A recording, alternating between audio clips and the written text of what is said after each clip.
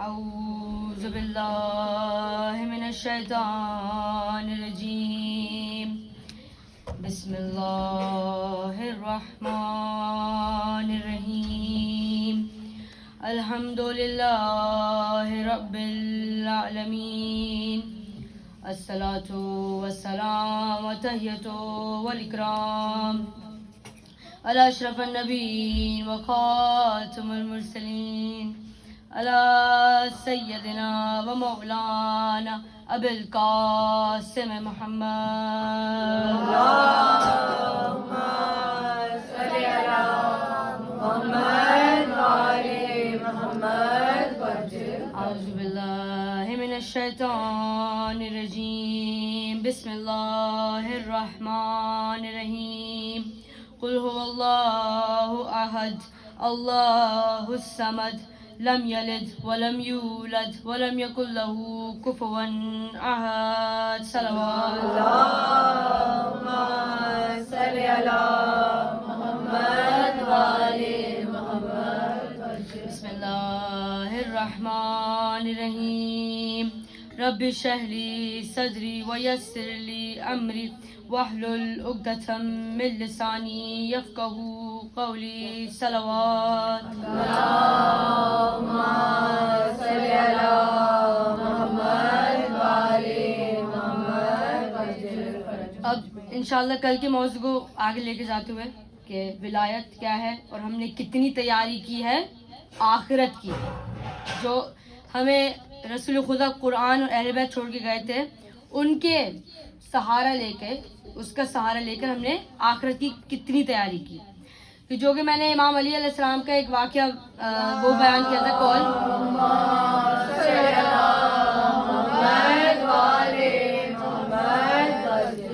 کہ ہم شیعہ، ہم انسان دنیا کے لیے نہیں بنے بلکہ آخرت کے لیے بنے. تو آج کا جو میرا موضوع ہے وہ ہے کہ ہم برزخ کی تیاری کیسے کر سکیں. تو فور ینگ لیڈیز برزخ وہ ہے، وہ عالم ہے جو مرنے کے بعد اور قیامت سے پہلے، جہاں پہ ہمارے گناہ دھلوائے جائیں گے ایک طرح سے. یعنی دیکھیں جنت میں جانا ہے، لیکن جو اگر انجام جو ہم نے واجب انجام نہیں دیں گے تو اللہ اس کی سزا تو دے گا، تو ہمیں ملنا ہے، سزا تو ملنی ہے گناہوں کی. تو عالم برزخ وہ عالم ہے جہاں پہ صرف اور صرف آپ کی روح کام آئے گی. کیا مقصد اس بات کا؟ یعنی نہ پیسہ کام آئے گا، نہ لوگ کام آئیں گے، نہ والدین کام آئیں گے، نہ یونیورسٹی ڈگریز کام آئیں گی. کیا کام آئے گا؟ روح، اعمال، آپ کی نمازیں، آپ کے حقوق العباد، آپ کا ماں باپ سے رویہ، آپ کی عزاداری، یہ حسین پر گریہ، یہ سب آپ کا عالم برزخ میں کام آئے گا. اب ذہن میں رکھیں کہ اہل بیت نے کیا کہا ہے کہ ہم اہل بیت قیامت میں شفاعت دیں گے، برزخ میں شفاعت نہیں دیں گے. تو یعنی برزخ میں جو آپ کے ساتھ ہوگا اس کا دار مدار آپ پر ہے، پوری ذمہ داری آپ پر ہے. یعنی آپ کو روح کو اتنی اچھی خوراک دیں، قرآن کی خوراک دیں، اہل بیت کی خوراک دیں کہ آپ کو وہ روح عالم برزخ میں کام آئے. جو عالم برزخ میں کوئی کام نہیں آتا سوائے آپ کی روح اور آپ کے وہ اعمال. اس وقت آپ مدد کے محتاج ہوں گے لیکن کوئی مدد کرنے والا نہیں ہوگا. لیکن یہ مادہ جو مٹیریلسٹک ورلڈ میں ہم اتنے فوکسڈ ہو گئے ہیں کہ ہم آئے دن لوگوں کو دفنا رہے ہوتے ہیں اور ہم بھول جاتے ہیں کہ کل کو ہمیں بھی اس جگہ جانا ہے. ہم بھول جاتے ہیں کہ موت ہمارے شہرک سے بھی قریب ہے. ہم بھول جاتے ہیں کہ زندگی 4 دن کی، ہم کہتے ہیں زندگی 4 دن کی ہے، تو لٹرلی اٹس ایکچولی 4 دن کی، 4 دن کی زندگی ہے. ہمیں کل 1 سیکنڈ کا نہیں پتا کہ اگر ہم آنکھ کھولیں گے تو ہم قبر میں لیٹے ہوں گے. تو جب ہی آپ اس برزخ کی تیاری کریں، اس آخرت کی تیاری کریں جسے ہمارے امام علی نے فرمایا ہے کہ جو حالت سکرات ہے کہ جب ہماری روح قبض کی جا رہی ہوگی، ہم اگر اپنی روح کو دنیا کی خوراک دیں گے تو وہ بدن ہمارا نیچے کھینچ رہا ہوگا روح کو، اور حضرت اسرائیل ہماری روح کو قبض کرنا چاہ رہے ہوں گے. تو جو وہ نیچے کھینچنے کا پروسیس اور حضرت اسرائیل کا روح قبض کرنے کا پروسیس جو ہے وہ کشمکش تکلیف پہنچاتی ہے انسان کو. جب ہی کہتے ہیں کہ ماہ رجب کے آخری روزے کو شعبان سے ملاؤ, اس پہ روح جب قبض ہوتی ہے تو تکلیف کم ہوتی ہے. اور کہتے ہیں کہ جس طرح سینکڑوں تعداد میں ایک تلوار کی نوک تمہارے بدن میں لوگ چباتے ہیں, جس طرح چبھتی ہے اس طرح تکلیف ہوتی ہے روح کی جب بدن سے وہ نکل رہی ہوتی ہے. تو یعنی مین جو آج سوال اس پہ ریفلیکٹ کریں کہ میرے اعمال اس قابل ہیں کہ جب میری روح قبض کی جائے مجھے تکلیف کم ہو. میرے اعمال اس قابل ہیں کہ میں اکیلی برزخ میں سروائیو کر سکوں. پوچھا اپنے آپ سے کہ جو امام علی نے فرمایا کہ تم آخرت کے لیے نہیں بنے, تو کیا میں اس پر عمل کر رہی ہوں یا نہیں کر رہی؟ کیا میں آخرت کی تیاری کر رہی ہوں یا نہیں کر رہی؟ کیوں دیکھیں, ہمیں کوئی یہ واقعی میں کوئی کام نہیں آئے گا برزخ میں, ہمارے صرف اعمال کام آئیں گے. اور ہر ایک قدم پہ ہم یا تو گر رہے ہوں گے یا تو کوئی نہ کوئی عذاب پڑ رہا ہوگا.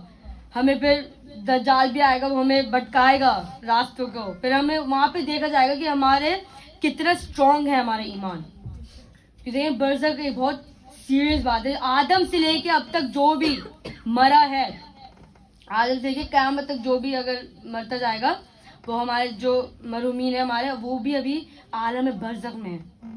اتنے محتاج ہوتے ہیں کہ وہ ایک ایک سورہ فاتحہ کے محتاج ہوتے ہیں کہ ان کو اتنی شدید پیاس لگتی ہے لیکن وہ پانی بھی نہیں پی پاتے.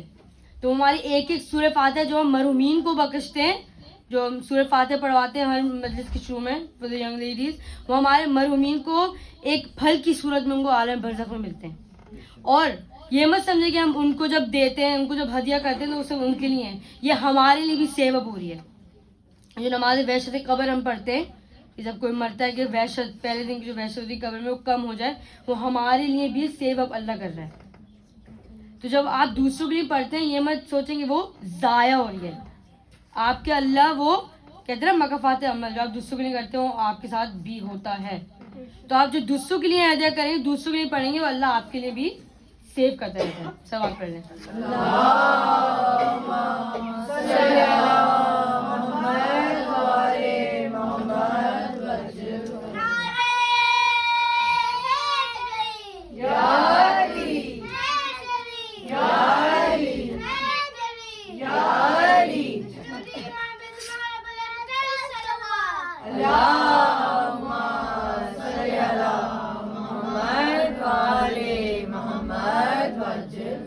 تو ہمیں تو اب یہ پتہ چل گیا کہ یہ مادہ جسم یعنی جو فزیکل فارم جسم یہ کام نہیں آنے والا, اور یہ تبھی کام آتی جب اس کے اندر روح ہے. جب اس میں سے روح نکل آئے گی تو یہ مادہ جو جسم ہے جب مٹی میں مل جائے گا تو یہ کام نہیں آئے گا. کیا کام آئے گا؟ روح. آپ کے اعمال کام آئیں گے. تو ہم اس کو سنوارتے ہیں, ہم اس کو بناؤ سنگار کرتے ہیں, اس پر پرفیوم لگاتے ہیں, اس کے لیے کپڑے سلواتے ہیں جو کہ مٹی میں مل جائے گی. اور ہم یہ نہیں سوچتے کہ جو اصل میں چیز کام آئے گی برزخ میں, وہ روح, اس کے لیے ہم کیا کر رہے ہیں, اس کو ہم کتنی خوراک دے رہے ہیں. تو اصل میں ہمیں کس پہ کام کرنا ہے, جس سے میں فرماتے ہیں امام زمانہ رضی اللہ تعالیٰ عنہ کیا چاہتے ہیں,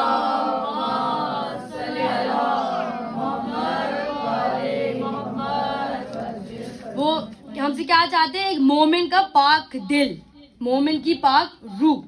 کیوں چاہیے؟ کہ وہ ہمیں اس آخرت کے لیے تیار کرنا چاہ رہے ہیں ہمارے امام. تو کیونکہ جب ہمیں دفنا دیا جائے گا, کیونکہ قیامت میں تو ابھی دور ہے, ہماری نظر میں قیامت دور ہے, لیکن قیامت کا جو کانسیپٹ ہے رسول خدا صلی اللہ علیہ وسلم فرماتے ہیں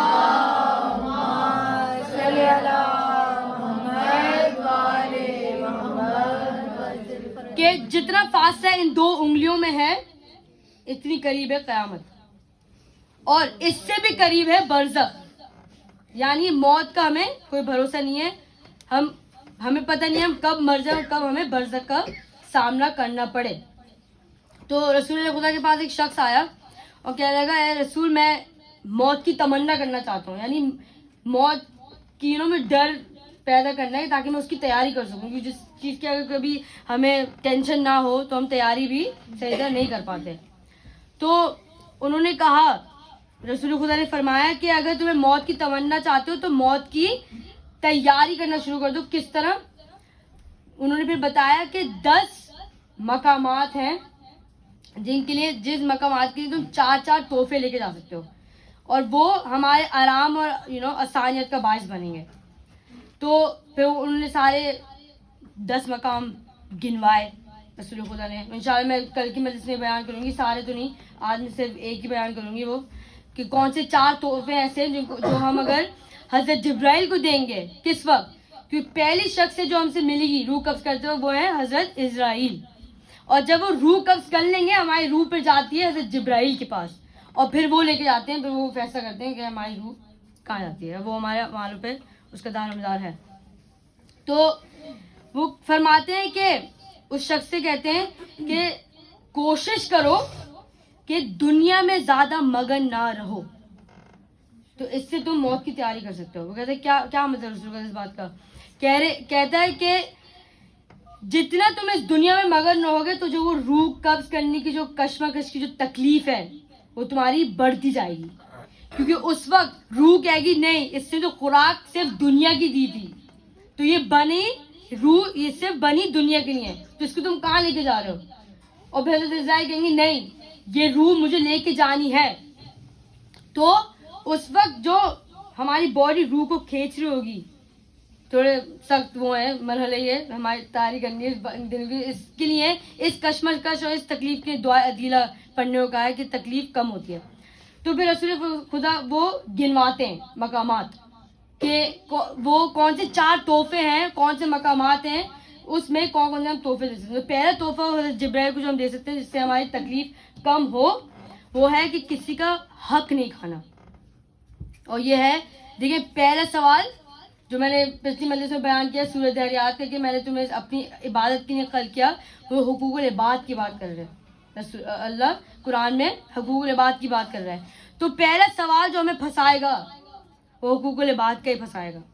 اور اگر ہم نے آپس میں دوسروں کا حق کھائے, وہ آپس میں یونٹی نہ ہو, آپس میں بغض و کینہ, دلوں میں نفرتیں ہوں, تو یہیں پر ہی آپ پھنس جائیں گے. یہیں پر ہی آپ کی جو تکلیف ہے روح قبض کرنی کشمکش جو ہے وہ اور بڑھتی جائے گی. تو اپنے آپ سے پوچھیں کہ ہم نے نیبرز کا خیال رکھا, ماں باپ کا خیال رکھا, دوستوں کا خیال رکھا, آپس میں محبتیں ہیں, نفرتیں ہیں, یونٹی ہے, ایکا ہے. یہ ہمیں اپنے آپ سے پوچھنا ہے, کیونکہ پہلا جو مرحلہ ہے حضرت اسرائیل جب ہم سے ملیں گے, پہلی جو تحفہ ہمیں حضرت جبرائیل کو دینا ہے اس وقت, اور یہ وہ چیزیں جو ہمیں یہیں سے تیاری کر کے جانی ہے, یعنی بینک اکاؤنٹ ادھر ہی کھولنا ہے, انویسٹمنٹ یہیں سے شروع ہو جائے گی. کیونکہ وہاں جب جائیں گے تو وہاں تیاری کرنے کا موقع نہیں ہے, وہاں صرف ہے ریزلٹس ڈے, جیسے ہوتا ہے GCSE ریزلٹس ڈے ہوتا ہے, یو ڈن, جو اسٹڈی کی تھی you gave the exams, you can go back to the exam hall. تو یہ ہمارا ایگزام ہال ہے. تو اس برزخ کی تیاری کریں اس دنیا میں. تھوڑا سی اسکیری ہو رہی ہے مطلب, I don't want this.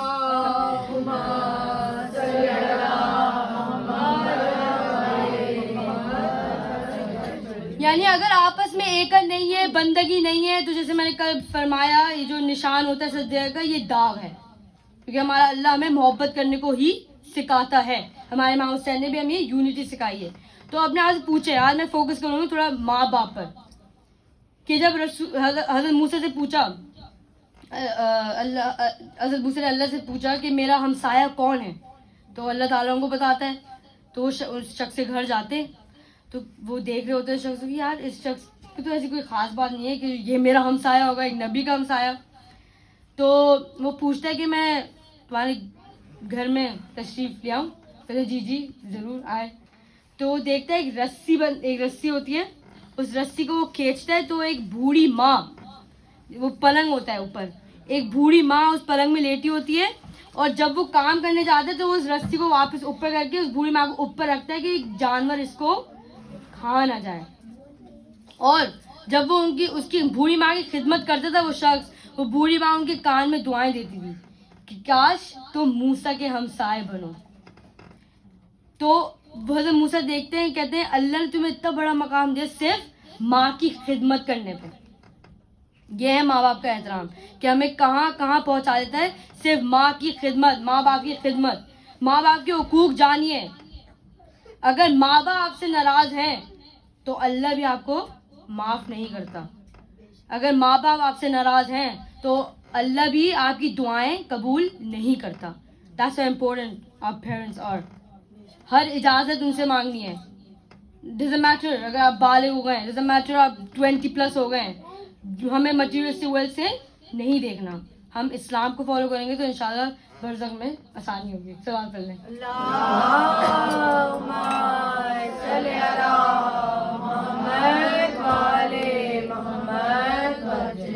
کہ قرآن میں اللہ تعالیٰ فرماتا ہے کہ ماں باپ سے اف تک نہ کرو. ہم نے کتنا, میں بار بار یہ ریپیٹ کرتی ہوں باتیں کیونکہ ہم نے سنی نہیں تو, لیکن عمل بہت کم ہوتا ہے ان بات پہ. ہم اف تو نہیں کہتے لیکن بڑی بڑی آرگیومنٹس شروع کر دیتے ہیں. ہم ماں باپ کو سکھانے میں لگ جاتے ہیں جنہوں نے ہمیں یہاں تک پہنچایا. سمجھے, جس نے ہمیں یہاں تک پہنچایا ان کے سامنے تم ماں یا باپ بن کر کھڑے مت ہو. اور پھر چھٹے امام جعفر صادق علیہ السلام فرماتے ہیں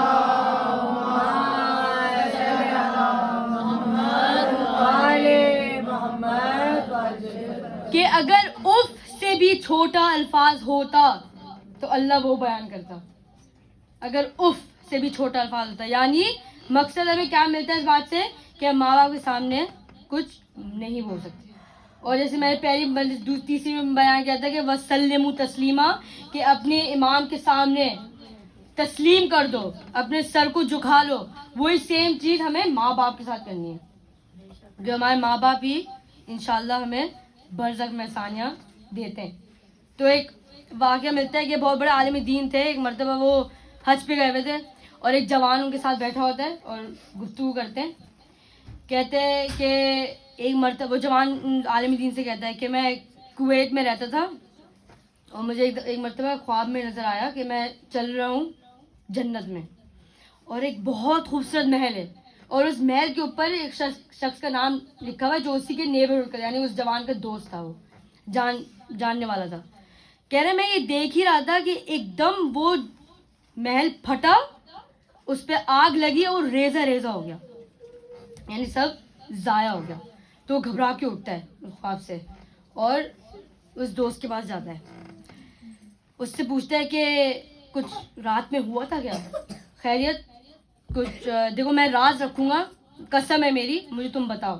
پہلے وہ انکار کرتا ہے کہ نہیں میں نہیں بتانا چاہتا کہ کیا ہوا تھا. تو کہتا ہے میں قسم دیتا ہوں میں نے ایسے خواب دیکھو, مجھے ضرور بتاؤ کیا ہوا ہے تاکہ تم اس غلطی کو سدھار سکو. کہتے ہیں رات میں تھوڑی سی ماں سے میری آرگیومنٹ ہوئی, تلخ کلامی ہوئی اور میں نے اپنی ماں کو تھپڑ مار دیا. تو اس سے یہ ہوا کہ جو اس نے, دیکھیں غلطی ایک کی تھی, اس نے تھپڑ مارا تھا, بہت بڑا گناہ ہے, لیکن جو زندگی بھر اس نے 20 سال کی عمر میں جو اس نے کمایا تھا اپنی نیکیوں سے, وہ محل وہ ایک ماں کے تھپڑ سے ضائع ہو گیا. یہ ہے ماں باپ کا احترام.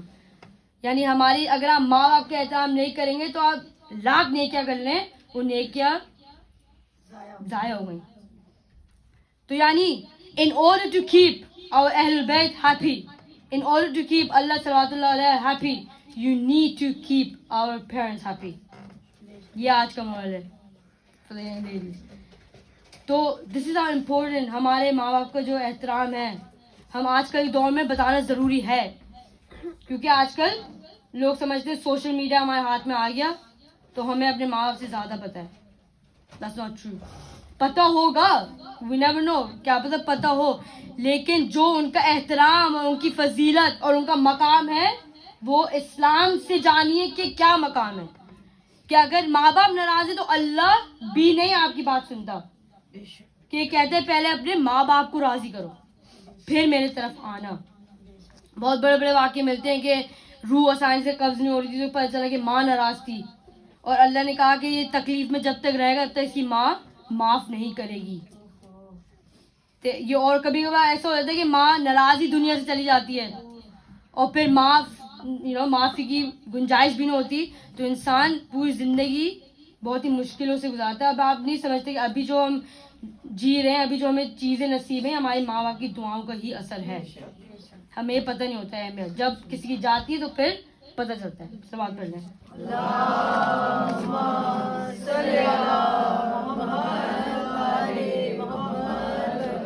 کہ ایک شخص عالم دین کے پاس آتا ہے, کہتا ہے کہ میں بہت پریشان ہوں میری دعائیں قبول نہیں ہو رہی. میں بہت سالوں سے دعائیں مانگ رہا ہوں, ایک دعائیں میری قبول نہیں ہوتی, اور بعض مرتبہ ایسا ہوا ہے کہ جب بھی میں جتنا بھی رو لوں, جتنا بھی گر گڑا لوں, میری دعائیں اللہ قبول ہی نہیں کرتا. تو وہ عالم دین کہتے ہیں اپنے ماں باپ سے دعا کرواؤ. وہ کہتے ہیں ماں باپ تو مر گئے. تو وہ کہتے ہیں جا کے قبروں پہ جاؤ. کہہ رہے میں نے وہ بھی ٹرائی کر لیا. تو کہتے ہیں کیا دنیا سے ناراض گئے تھے؟ کہتے ہیں ہاں دنیا سے ناراض گئے تھے, اور میں معافی بھی نہیں مانگ سکا. تو کہتے ہیں اب اس کا بھی ایک حل ہے. وہ بتاتے ہیں عالم دین کہ ہر مہینے کوئی نہ کوئی پارہ یا قرآن پڑھ کر اپنے ماں باپ کو ہدیہ کرو, اور اگر وہ معاف کر دیں تو اللہ تمہاری دعا قبول کر لے گا. تو وہ شخص, وہ بندہ پڑھتا ہے قرآن اور بہت دعائیں ہدیہ کرتا ہے, قبروں پہ جا کے کل پڑھتا ہے, فاتحہ پڑھتا ہے, وہاں بیٹھ کے قرآن سب کر کے ایک مہینے بعد اس کے والدین خواب میں آتے ہیں, کہتے ہیں میں نے تمہیں معاف کیا. جب معاف کر دیا تو پھر وہ دیکھتا ہے کہ اس کی ہر دعا قبول ہونے لگتی ہے. یعنی یہ ہے ماں باپ کہ مرنے کے بعد بھی اللہ نہیں چھوڑتا. یعنی وہ کہتا ہے کہ مرنے کے بعد بھی ماں باپ کا وہی احترام ہے جو ان کی زندگی میں تھا, وہی مقام ہے جو تمہاری ان کی زندگی میں تھا. یعنی اگر ناراض گئے, پہلی بات تو ہے کہ ناراض کرو ہی نہ, ناراض کرنے کی نوبت ہی نہ آنی چاہیے. اور اگر ہو بھی گئے تو ان سے معافی مانگو, کیونکہ پھر اللہ بھی تمہاری نہیں سنے گا. ایک اور واقعہ ملتا ہے کہ ماں باپ کی خدمت کا کیا اہل بیت ہمیں کیا صلہ دیتے ہیں. کہ ایک شخص تھا, اس کا نام تھا ابراہیم مجاب. مجاب کا مقصد ہوتا ہے جس کو جواب ملتے ہیں. صحیح ہے. تو ایک مرتبہ وہ امام حسین, ان کی قبر جو ہے امام حسین کی قدموں میں ہے ابھی بھی کربلا میں, ان کو یہ صلہ ملا ہے. کیسے میں بتاتی ہوں. وہ ایک دفعہ سید شہداء کی قبر پہ تھے, انہوں نے کہا السلام علیکم ابا عبداللہ الحسین. تو ایک دم جواب آیا وعلیکم السلام ابراہیم. تو پہلے دیکھیں جواب تو وہ دیتے ہیں, اگر یقین نہیں ہے تو زیارتوں میں جاؤ, کیونکہ دیکھیں ہمارے اہل بیت تو ہمیں جواب دیتے ہیں. تو بڑے بڑے علماء فقہاء نے یہ دیکھا کہ ان کو جواب واپس آتا ہے. تو ایک مرتبہ کسی نے کہا آپ ایک سیکنڈ پھر سے, اچھا ان کی فضیلت کیا تھی اس جواب ابراہیم کی, کہ جو امام جواب دیتے تھے تو دوسروں کو بھی آواز آتی تھی. یہ صلہ دیا تھا انہوں نے, کیونکہ پتہ چلے کہ یہ شخص ماں باپ کی خدمت کرتا تھا کس طرح. تو ایک مرتبہ بڑے بڑے علماء نے کہا ابراہیم پھر سے ذرا سلام پیش کرو, ہمیں سننا ہے. تو کہتے ہیں السلام علیکم ابا عبداللہ الحسین. واپس جواب آتا ہے وعلیکم السلام ابراہیم. اب وہ کہتے ہیں کیسے تم نے مقام پایا؟ کہتا میں کربلا سے 10 کلومیٹر کے فاصلے میں رہتا تھا, کوئی بستی تھی باہر, اور ہر شب جمعہ میں اپنے بوڑھے ماں باپ کو امام حسین کی زیارت کے لیے لاتا تھا. اور کس طرح کہتے تھے کہ ایک ہی گدھا تھا میرے پاس, جس پہ یا تو ایک تھرسڈے میں والد کو لے کے جاتا تھا, یا تو ایک تھرسڈے میں والدہ کو لے کے جاتا تھا. تو ایک دن والد کی باری تھی, اور والدہ ضد کرنے لگی کہ مجھے پتہ ہے میں پچھلے تھرسڈے گئی تھی, لیکن مجھے اس تھرسڈے بھی لے جاؤ. وہ کہتے ہیں نہیں والد کی باری ہے, آپ بیٹھیں ابھی گھر میں آپ کو اگلے تھرسڈے لے جاؤں گا. تو وہ کہتی کیا پتہ میں اگلے تھرسڈے زندہ نہ ہوں. اور پھر جب یہ سنا ابراہیم نے, وہ کہتے ہیں کہ میں نے والد صاحب کو کہا کہ دیکھیے ماں رو رہی ہے, آپ نیکسٹ ڈے چل جائے گا. تو پھر بات بھی کہنے لگا کہ آپ تو میں زندہ نہ ہوں, بڑے بوڑھے تھے بزرگ, اور بینائی بھی کم تھی. تو کہہ رہے اسی بحث میں دونوں کی بحث میں لگی کہ تم بیٹھو میں بیٹھوں. تو اس میں جب اتنے میں اس نے کیا کیا کہ اپنے کمر پہ رومال باندھا, رومال نہیں کپڑا باندھا, اور اپنی ماں کو باندھ دیا, اور اپنے کمر پہ اور گدھے پہ اپنے والد کو بٹھا لیا. کہہ رہے اتنے میں 10 کلومیٹر فاصلہ پیدل میں نے اپنی ماں کو کمر پہ رکھا اور میں چلنے لگا. جیسے چلنے لگی تو بارش بھی ہونے لگی. دیکھیں اللہ امتحان کس طرح لیتا ہے, ایسی بڑے بڑے مقام نہیں مل جاتے. تو بارش ہونے لگی, پانی بھرنے لگا, اور مجھے چلنے میں اور مشکلات ہونے لگی. لیکن میں نے کہا چلو جس کی زیارت پہ جا رہا ہوں وہ مجھے صلہ دے گا. دیکھیں نیت کا بھی بہت اثر ہوتا ہے, نیت کا ہمارے دار نیت پہ ہوتا ہے. تو وہ جیسی گیا دونوں والدین کو اپنے امام کے روضے پہ چھوڑا اور سوچا تھا کہ تھوڑی دیر باہر میں لیٹ جاؤں. تو اسی سوچ میں کہا نہیں, میری انہی امام کی بیویاں بھی تھکی تھکی آئی تھی, تو میں اسی کانپتے ہاتھوں میں کانپتی کمر کے ساتھ ایک دم جیسی میں امام کے زری پہ لپٹا, میں نے کانپتے لب سے کہا السلام علیکم یا ابا عبداللہ حسین, تو واپس جواب آیا وعلیکم السلام.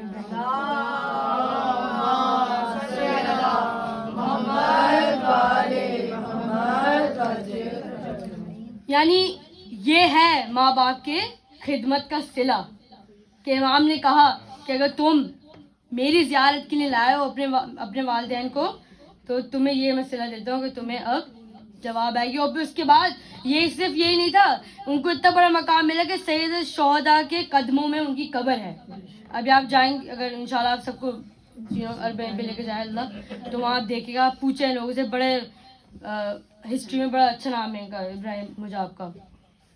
تو یعنی یہ ہے ماں باپ کی خدمت کا صلہ.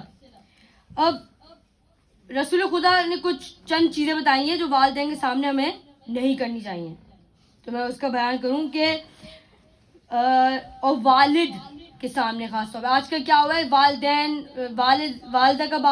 والدہ کے بارے میں اتنا بولا ہے کہ لوگ والد کو زیادہ نہیں سنتے ہیں, اہمیت نہیں دیتے ہیں بعض گھروں میں. تو وہ کہتے ہیں کہ والدین کے سامنے, خاص طور پر والد کے سامنے, ان کے نام سے مت پکارو, گردن جھکا کر بات کرو, اور ان سے آگے نہ چلو, اور اگر تم بیٹھے ہو اور وہ کمرے میں تشریف لے آئیں تو آپ کھڑے ہو جائیں, یہ ہے. اور ان کے سامنے ٹانگیں نہ پھیلاؤ, کیونکہ پھر رسول خدا کہتے ہیں اے میرے جاننے والے, جس نے تمہیں چلنے سکھایا آج تم اس کے سامنے باپ بنے کھڑے ہو. تو وہ یہ کہتے ہیں رسول خدا. یہ ہمارے لیے ایک میسیج ہے کہ اب پوچھیں ہم نے آپ سے, اگر آپ امام علی کی ٹرو شیعہ ہے, ٹرو فالوور ہیں, تو main thing is to respect your parents. آپ کو پوچھا ہم نے آپ سے کہ آپ ماں باپ کے سامنے ٹانگیں تو نہیں پھیلا رہے, ماں باپ کے سامنے اونچی آواز میں بات تو نہیں کر رہے, والدین کا احترام کر رہے ہیں, والدین کا کہنا مان رہے ہیں, والدین کا اگر ان کو آپ ہرٹ کر رہے ہیں, اگر آپ پلیز نہیں کر رہے ان کو, تو آپ کی دعائیں بھی قبول نہیں ہیں. سوال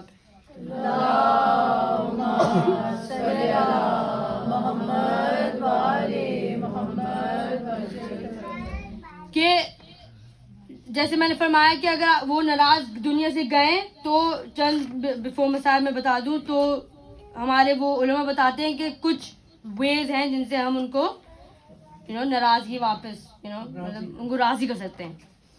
تو کہتے ہیں کہ قرآن پڑھ کے ان کو ہدیہ کرو, کوئی بھی زیارت پہ جاؤ تو ان کو ثواب ہدیہ کرو, ثواب ان کو دو, بخشو ان کو ثواب. اور خاص طور پہ جب فرشہ پہ بیٹھو, آج کے دن کے مطابق, کیونکہ آج ماں کی تربیت کے اوپر مسائل میرے, تو آج جو فرشہ پہ بیٹھو تو اپنے ماں باپ کی مغفرت کی دعا مانگو. اور کہتے ہیں وہاں پر بھی اللہ والدین کو اتنی اپرچونٹی دیتا ہے, وہاں پہ بھی اگر ہم کہیں کہ میرے لیے آپ دعا مانگیں تو والدین آپ کے لیے دعا مانگتے ہیں.